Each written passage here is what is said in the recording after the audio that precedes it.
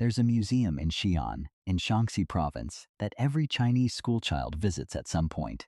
And in one of its display cases sits a ceramic vessel, painted ochre and black, 5,000 years old, excavated from a site 11 kilometers from where some of those children were born. The teacher stands in front of it and says, "These are your ancestors." And every child in that room believes her. Why wouldn't they? Here's what every textbook, every national narrative, every museum label in China will tell you. The Han Chinese, 1.4 billion people, the largest ethnic group in human history, are the unbroken biological heirs of the Yellow River civilizations. Yangshao, Longshan, Erlitu, 5,000 years of one people, one culture, one continuous line of descent. That's the story. It's been the story for centuries. And it sounds completely reasonable, until the bone data came in. In 2020, a team led by Dr. Melinda Yang published genome-wide results in the journal Science, drawn from 26 ancient individuals spanning 9,500 years of Chinese prehistory. What they found was not what the story predicted. Genetic differentiation across ancient East Asia was higher in the past than it is today. That single finding rewrites everything. It means modern Han Chinese are not the direct, unbroken descendants of any single ancient Chinese population. They are the product, the compressed, complex product, of a massive admixture event that swept across and biologically transformed an entire subcontinent after the Neolithic period ended. The civilization survived. The people who built it did not entirely. Read that again. Not as a political statement, as a data point. The culture persisted. The ceramic vessels are real. The writing is real. The agricultural innovations are real. But the unbroken biological lineage connecting those Yingxiao farmers to the man standing in the museum today, that lineage is a story someone told, and the ancient DNA is telling a different one. If you've ever actually wondered where a civilization really comes from, not the national narrative, the real biological answer, then subscribe now, because what comes next goes places most channels won't go. The schoolboy in Xi'an carries Y-DNA haplogroup O2, the paternal genetic signature of Yellow River millet farmers from 7,000 years ago. That's real. That's his. But he also carries autosomal ancestry from Yangtze River rice farmers and southern coastal populations whose lineage angles toward the Austronesian Pacific. He is not one people's descendant. He is the resolved archive of a continental-scale collision. And the collision had casualties that history never named. Here's the part nobody tells you. The assumption underlying every account of Chinese origins, that the Yellow River Basin produced one coherent ancestral lineage that became the Han, is not just incomplete, it is structurally inverted. The population that currently defines Chinese identity was not the founding stock. It was, in significant genetic measure, the arrival. Actually, before we go any further, I want to ask you something directly. Drop it in the comments. Before today, what did you believe was the origin of the Han Chinese people? Was it something you read, something you were taught, or something you just assumed because the story was so consistent nobody ever questioned it? One sentence is enough. I want to know, because your answer is going to feel very different by the time this video ends. 5000 BCE, Yellow River Valley, Shaanxi Province. A man is farming millet on the Loess Plateau. We know this because his bones were recovered from an archaeological site called Wuzhuangguoyang. And in 2020, his genome was sequenced by researchers at Harvard's Reich Lab. He carries Y-DNA haplogroup O. He is, by every genomic measure we have, part of the founding population of what would eventually become Chinese civilization. He has no ethnic label that survives, not because history forgot him, because history never named him in the first place. His culture, the Yangshao, left behind extraordinary painted pottery, sophisticated agricultural systems, evidence of organized settlement across hundreds of kilometers of river valley. They were not small.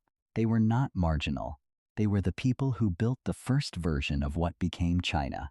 And the ancient DNA shows that their descendants are not primarily modern Han Chinese.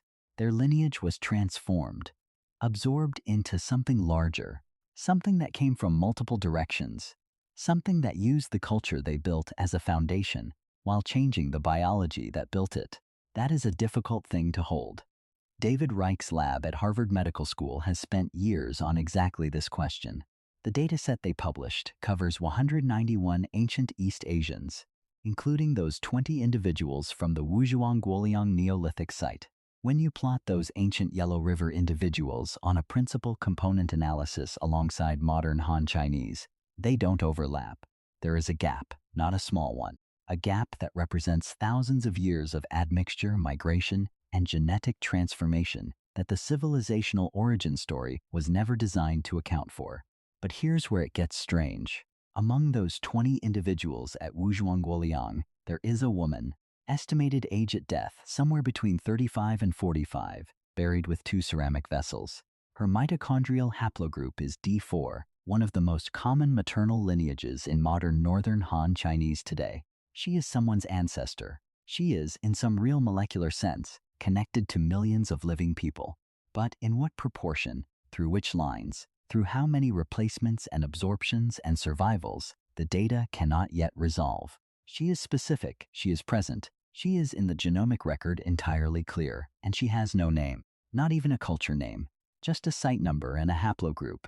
And yet the people who carry her lineage, however diluted, however rerouted, are walking around right now calling themselves the heirs of the Yellow River, not knowing that the women who actually built that heritage are accessible only through a molecular database that most of them have never heard of. A migration wave reshaped ancient China, contributed ancestry to over 1 billion living humans, and left no ethnic label, no dynasty name, no monument that says, "We were here first." They are not a mystery waiting to be solved. They are the answer to a question history never thought to ask, until ancient DNA made the question unavoidable. Tahiti, 2021. A Polynesian woman submits a cheek swab to a commercial ancestry service. The results come back, and they place her closest ancient genomic relatives not in the Pacific, not in Hawaii, not in the Marquesas, not on Easter Island, but in the lower Yangtze River Valley of China. 5,000 years ago, in a culture called Liangzhu, rice farmers, jade workers, people who, according to data published in Cell Genomics in 2025, were the ancestral population of not only the Austronesian Pacific, but also, through connected lineages, of populations now living in Madagascar and coastal East Africa. The Pacific didn't start in the Pacific. It started in China.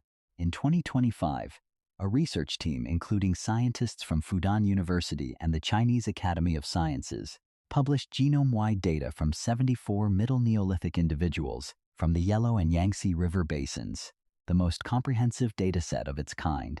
Their finding about the Yangtze farmers was stark. The rice farmers of the Daxi, Songze, and Liangzhu cultures carried Y-DNA haplogroup 01AM119 and showed direct genetic continuity with modern Tai-Kadai and Austronesian populations. These are not distant cousins. This is a source population. The Yangtze Delta, circa 5000 BCE, was the ancestral homeland of every Austronesian language and every Austronesian people, from the Philippines to New Zealand, from Hawaii to Madagascar. There are more than 400 million Austronesian-descended people alive today. Their paternal genetic origin is a river valley in central China that most of them have never heard of. The woman in Tahiti and the Liangzhu jade maker share a Y chromosome lineage separated by 7,000 years and 12,000 kilometers. The distance is enormous. The genetic distance is not.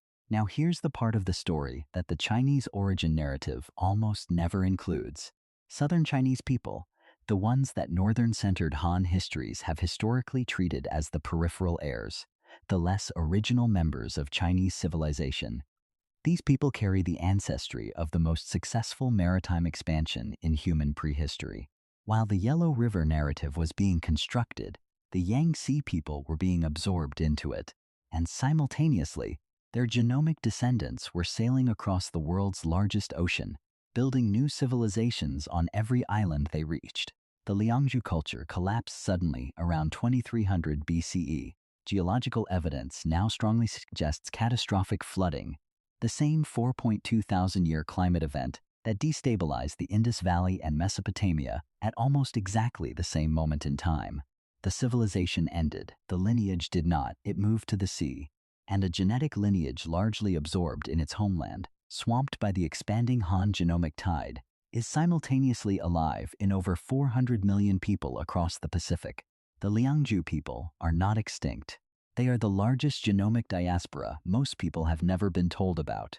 Leipzig, Germany. Max Planck Institute for Evolutionary Anthropology. A researcher opens the ancient archaeogenomics database, the ODD version 54.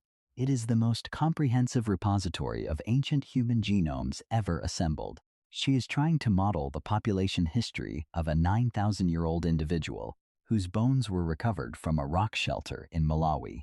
To do this, she needs a genomic baseline, a modern reference population that represents deep, unadmixed ancient African ancestry, a fixed point in genetic space that everything else can be measured against. She doesn't choose the San. She doesn't choose the Mbuti. She chooses the Dinka of South Sudan, 4 million people, cattle herders, living along the Nile, and every ancient DNA model for African prehistory, going back 200,000 years, uses their genome as a coordinate. Let me be precise about what that means, because it's easy to gloss over and it absolutely should not be. In the landmark 2022 study Ancient DNA and Deep Population Structure in Sub-Saharan African Foragers, published in Nature by Dr. Mark Lipson of Harvard Medical School and colleagues, the Dinka were selected, alongside San and Mbuti, as one of 3 modern populations used to define the principal axes of African genetic variation for the past 18,000 years, and in the 2020 Science Advances study by Dr. Ki Wong and colleagues at the Max Planck Institute, studying ancient genomes from the DRC, Uganda, and Botswana, researchers found that a component specifically related to present-day Dinka ancestry was the essential third variable in every population model they built. Without Dinka DNA as a reference point, no model of ancient Eastern African history fit the data at all. Stay with me, because this next part is the reason this video exists. The Dinka are not a subject of archaeogenomics. They are its instrument. They are the measuring stick. When scientists want to know where an ancient individual from Kenya, one who died 3,500 years ago, fits in the human story, they calculate their genomic distance from the Dinka. When a 9,000-year-old Malawian's ancestry is modeled, the Dinka provide the Eastern African reference axis. This means that the entire scientific reconstruction of African human prehistory, the movement of pastoralists, the spread of food production, the origin and dispersal of modern human diversity, is calibrated against a living community of 4 million people that the world treats as a footnote. In 2022, a photojournalist photographed a 12-year-old Dinka boy outside Bor, South Sudan. He was, at that moment, unknowingly, one of the living calibration points for every ancient African genome being analyzed simultaneously in Leipzig, Cambridge, and Boston. Not as a metaphor specifically, his community's Y-DNA haplogroup AM13 frequency, 62% among Dinka men, makes the Dinka population the most genomically legible ancient African reference in the most important ancient DNA database ever built. And here is where the number stops you cold. The Dinka carry Y chromosome haplogroup AM13, a subclade of the ancient A haplogroup. Its estimated coalescence date is over 140,000 years before present. That places Dinka paternal lineage continuity in the same time frame as the emergence of anatomically modern humans in Africa. If this estimate holds, the Dinka are not just a reference population. They are, in the paternal line, among the most temporally deep human lineages currently walking the earth, and the full implications of that have not yet been incorporated into the models that use them as a baseline. Actually, I want to pause here for a second. In our last video, we showed how the Yamnaya steppe herders genomically reshaped all of Europe, and yet European civilization was built in the textbooks as if they were never there. Here, the Dinka anchor the entire scientific reconstruction of African prehistory, and no textbook on Earth mentions them either. Tell me in the comments, which erasure do you think has bigger consequences? The Yamnaya being written out of European history, or the Dinka being invisible in the science they make possible? Because honestly, I'm not sure I know the answer. Everything I just told you about the Dinka as a fixed reference point, hold on to it, because it's about to mean something completely different. Erlitou, Henan Province, 800 BCE, the earliest bronze casting site in East Asia. The artifacts recovered here are extraordinary, intricate, technically demanding, unlike anything in the region before them. Ritual vessels, weapons, musical instruments, produced by people whose level of metallurgical knowledge had no local precedent, and when researchers extracted ancient DNA from individuals associated with this culture, they found something expected: direct genomic continuity with the Liangzhu culture Yellow River farmers who came before them. This was the founding DNA. This was the clearest, most traceable biological signal of the civilization at its origin. It was also, the data would eventually show, the last clear signal before everything changed. Within 500 years, the genomic landscape of the Central Plains would look fundamentally different. The Shang dynasty that followed the Erlitou period shows measurable southern East Asian admixture that their Erlitou predecessors did not carry. Researchers publishing in Frontiers in Microbiology in 2025, analyzing ancient genomic data from Central Plains populations during the Eastern Zhou period, 770 to 256 BCE, confirmed that by the historical period, Central Plains populations had acquired significant genetic components not present in their Neolithic predecessors. The late Neolithic transition itself shows marked genetic heterogeneity at specific sites, evidence that the biological population of the Yellow River Basin was not stable across the Bronze Age transition. The Bronze Age in China was not only a technological revolution, it was a biological one. There are three things that data shows, in order. Neolithic Yellow River farmers, genetically cohesive, O2 dominant, clearly bounded. Late Neolithic transition, heterogeneity enters, new ancestry components appear that the Yangshao period people did not carry. Bronze Age Erlitou, a brief restabilization, the last moment of something that looks like continuity. Post-Shang through the Zhou period, southern admixture measurably increases. Han Dynasty, the dual ancestry architecture is fully resolved. Present, permanent, the new baseline. The people who said, "We are the Yellow River," were already something the Yellow River had never produced. And now, the thing this video has been building toward, the people who built China's founding Bronze Age civilization at Erlitou were genomically displaced before the Han Dynasty even began. The Yangshao and Longshan cultures, the civilizational bedrock of every Chinese origin narrative, the people whose artifacts fill those museum cases in Xi'an, were built by populations whose direct genomic line was not the primary ancestor of the people who inherited their name. The civilization's memory survived. The civilization's people, as a continuous, unbroken genetic line, did not. Think about what that means for the Shang dynasty's oracle bones, the oldest confirmed Chinese writing. Circa 1200 BCE, the Shang rulers practiced elaborate ancestor veneration. Animal sacrifices, sometimes human sacrifices, performed to honor the lineage of their predecessors, to maintain connection with the people who came before. The ancient DNA now suggests that the ancestors they were venerating were not entirely their biological kin. They were honoring the genome of a people they had, in significant genetic measure, replaced. They didn't know. They couldn't have known. That is not a comfort. That is the condition of every inherited identity. A single mutation, Y-DNA haplogroup O2M122, present in approximately 40% of modern Han Chinese men, connects them to the Yellow River millet farmers of 7,000 years ago. That inheritance is real, it is documented, it cannot be taken away. But the other 60% of their paternal lineage comes from somewhere else. And the autosomal ancestry, the 22 non-sex chromosomes carrying the bulk of what you actually are, tells a still more complex story. One that ends with a number that forces every neat narrative apart. South Sudan, White Nile, cattle season. An elder performs the morning ritual, marking a bull's hide with ash, the same ceremony his community has repeated, by oral account, for over 1,000 years. His Y chromosome haplogroup AM13 has been present in his Nilotic lineage for an estimated 140,000 years. He does not need ancient DNA to know who he is.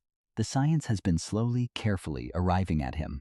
Studies using data published in PLOS Genetics in 2017, examining Northeast African genomic variation across Sudanese and South Sudanese populations, led by Dr. Hisham Hassan's team, found that Nilotic populations, including the Dinka, display long-term isolation and continuity with ancestral Northeast African populations. Here is the specific finding that matters. The Bantu expansion, which swept across sub-Saharan Africa 3,000 to 4,000 years ago, and genomically transformed populations from the Congo to South Africa, left virtually no admixture signature in the Dinka and related Nilotic groups. The wave that reshaped a continent passed around them. They remained. So here is what we know. The Han Chinese are a genomic synthesis, built from the collision of Yellow River millet farmers, Yangtze rice cultivators, and later movements from Inner Asia. The Dinka are a genomic anchor, one of the deepest continuity paternal lineages in living humanity, resistant to the admixture waves that reshaped every population around them. Two populations, two stories, one built from layers, one that appears to have resisted layering entirely. Story resolved, except a 2017 paper in PLOS Genetics, the same paper that documented the Dinka's resistance to the Bantu admixture wave, also ran formal admixture statistics on the Dinka against West African populations. The result, F3, font 05.283. That is a statistically significant signal of West African gene flow into the Dinka. It is small, researchers noted it.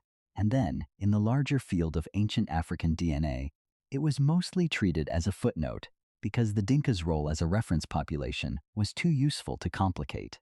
But here is the problem with that.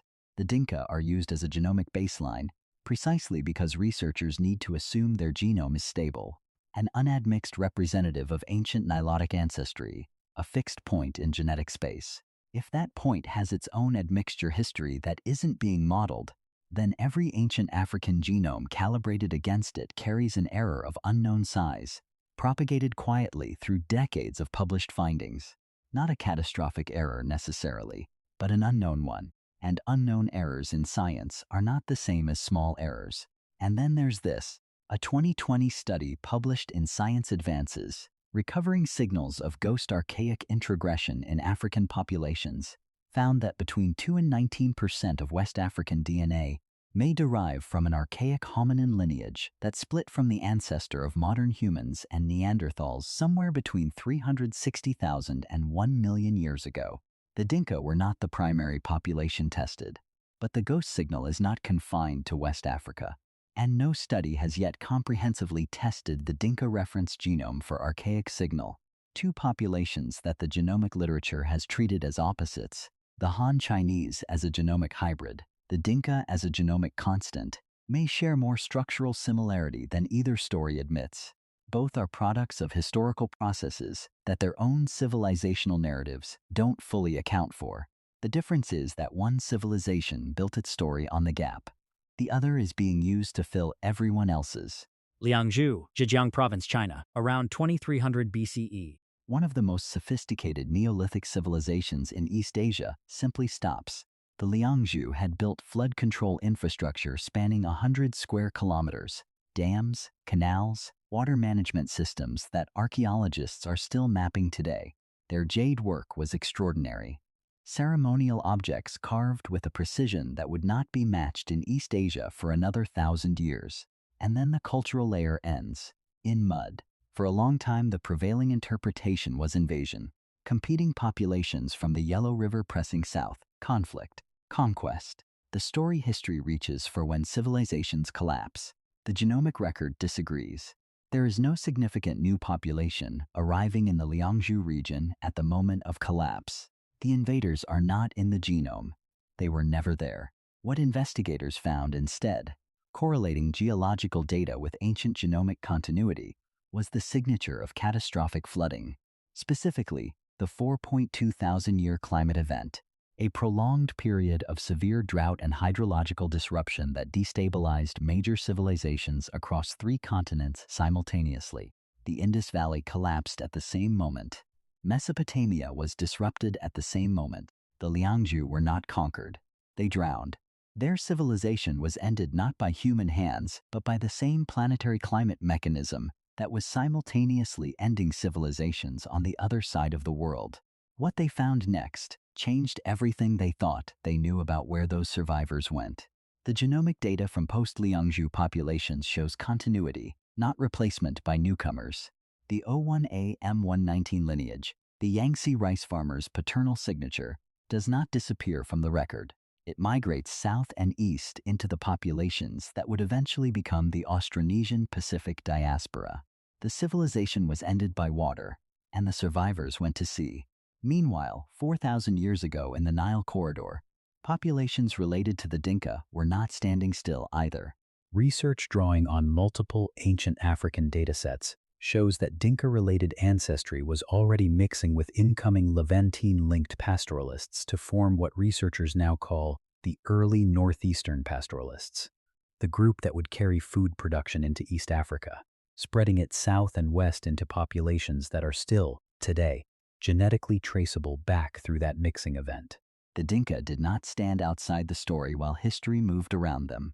They participated in a continental transformation, and then the historical record stopped mentioning them, while the genomic record kept their signature in every African ancient DNA paper published afterward. The same mechanism, different continents, different millennia. In both cases, the absence of a written record from the people themselves allowed later interpretations to fill the silence with a more convenient story. The wrong story was told for 4,000 years about what ended Liangzhu. The correct one is in the genome. It always was. Kashgar, northwestern China. Right now, a Uyghur family sits at a meal. The father carries Y-DNA haplogroup R1b, a Western Eurasian lineage associated with steppe pastoralists who arrived in China's northwest during the Bronze Age. He also carries, in his autosomal genome, a significant proportion of East Asian ancestry, traceable back to Yellow River farming populations.